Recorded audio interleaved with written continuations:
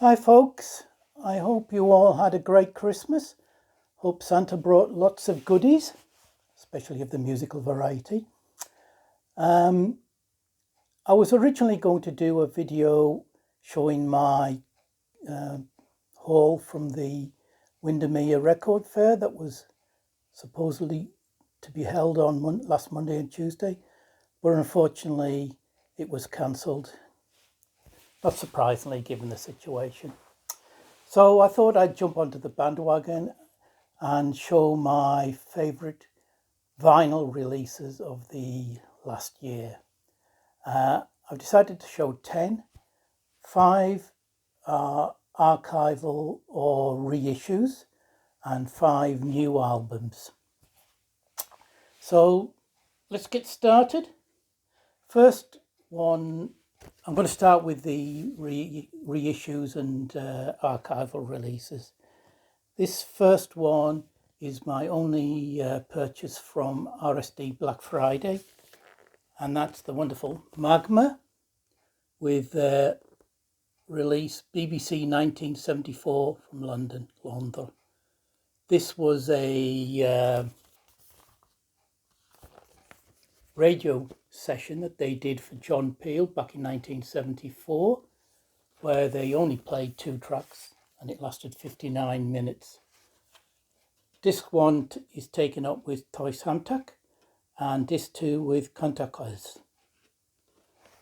It's on the AKT label, which is a sub-label of 7th Records, Christian Vander's own label.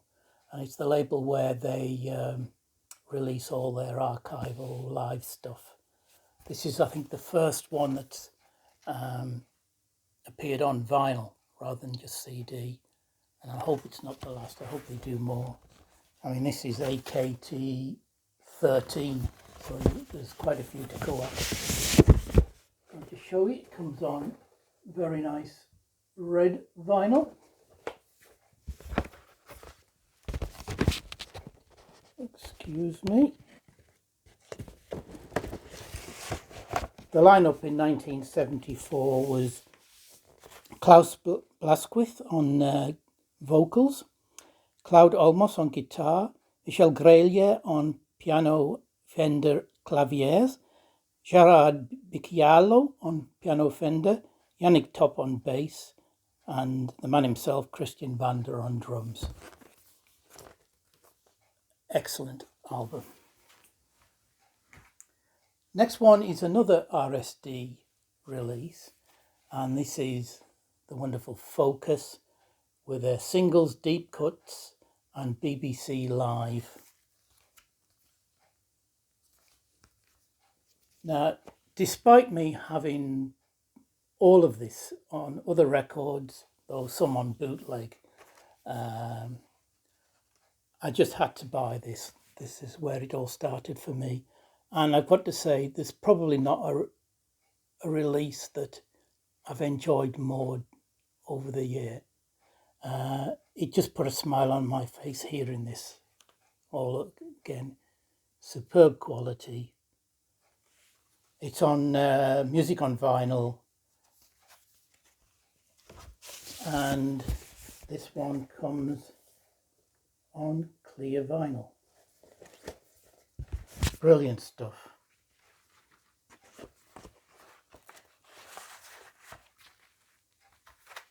I'm going to cheat a little bit with the next one because it's actually 2 albums but from the same series, and that's the new Cannes Live releases. This is the first one was Cannes Live in Stuttgart 1975, the second Cannes Live in Brighton 1975, and these are just superb releases. These are the first 2 in this series, and despite them being both from 1975, they sound totally different. Cannes were a superb live improvisational band. Much to my regret, I never got to see them live, but I'm looking forward to seeing what else comes in this in this series, because I think they recorded virtually everything. I'll just show you. I think this one comes on coloured vinyl too. I don't know what that, whatever colour that passes, that gold, I suppose. No, absolutely stunning stuff.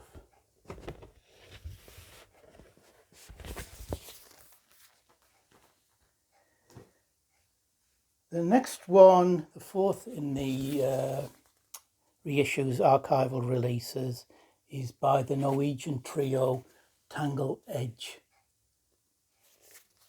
Now, Tangle Edge, as I say, are a trio, all instrumental,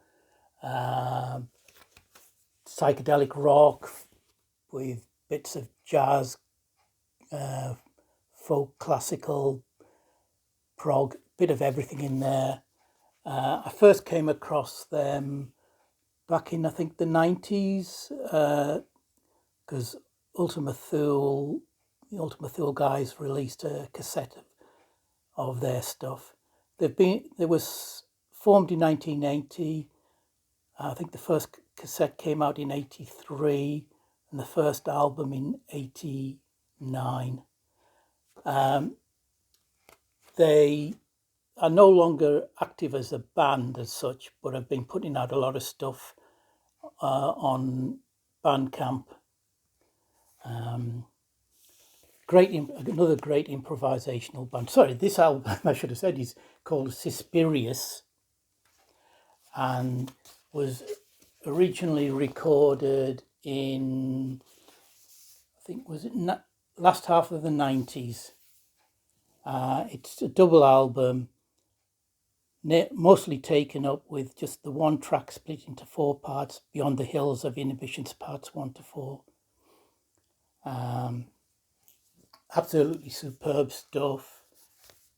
It's on the Space Rock Productions label. Not sure where that's out of. I've got a feeling it's Germany, but I'm not sure.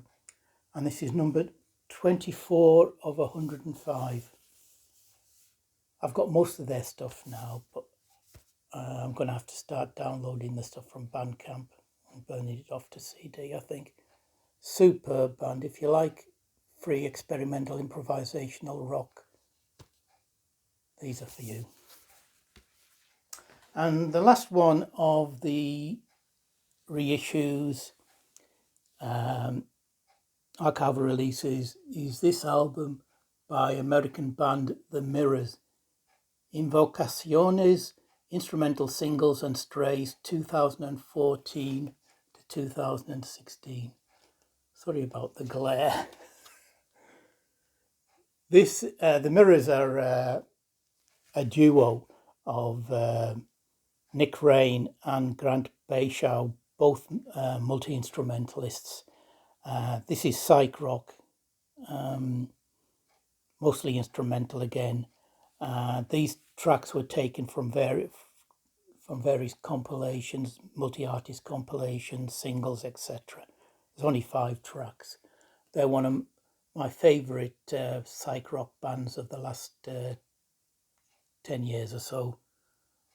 And this is an excellent compilation.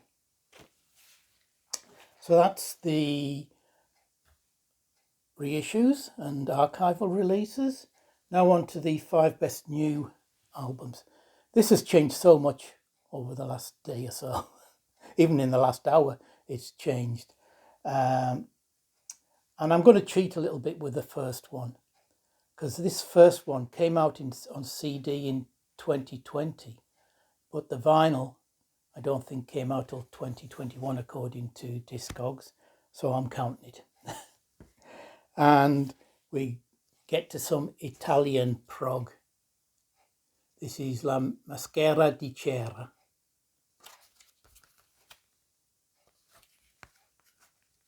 And their album SEI.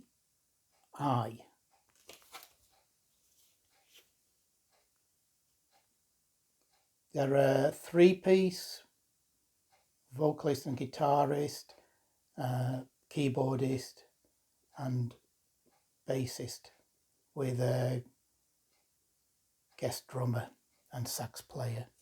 Brilliant Italian prog, very much of this Italian prog of the 70s style, but wonderful stuff. I've been getting, well, not getting into, I've been buying a lot more Italian prog, which I've got to show in my next catch-up video, but brilliant stuff. The next two I've already shown, and as you'll all know from my recent videos, big fan of Scandinavian prog, and this is Euregia and their album Pastoralia, their album from 2021. The name of the album Pastoralia gives it away. This is sort of pastoral Scandinavian prog. It's Scans prog, as Richard and John would say. Brilliant album. Lovely stuff. That's my second album of the year. And the third one from the Euregia are from Norway. This is from Agusa from Sweden, and this is their new album on Annan Vert. This, as I said in my review when I first showed it, is a bit of a change for them, particularly on side one, but it's a superb album. All of their albums so far, live and studio, would get into the albums of the year for me. They're probably my favourite Scandinavian prog band, and they never disappoint. Next one, a new one to me, a new band, and I think this is their third album. They're from Greece, and it's Greek prog this time, and this is Cicada with their album Harvest. Beautiful cover on this. That's the band. 3 males, 3 female, 4 males, 3 females.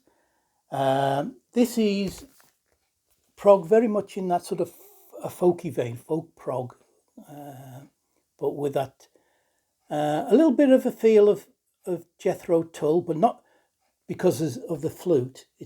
There's a sax player here, and it's more the sax. The sax sounds very similar to the style of sax on Passion Play.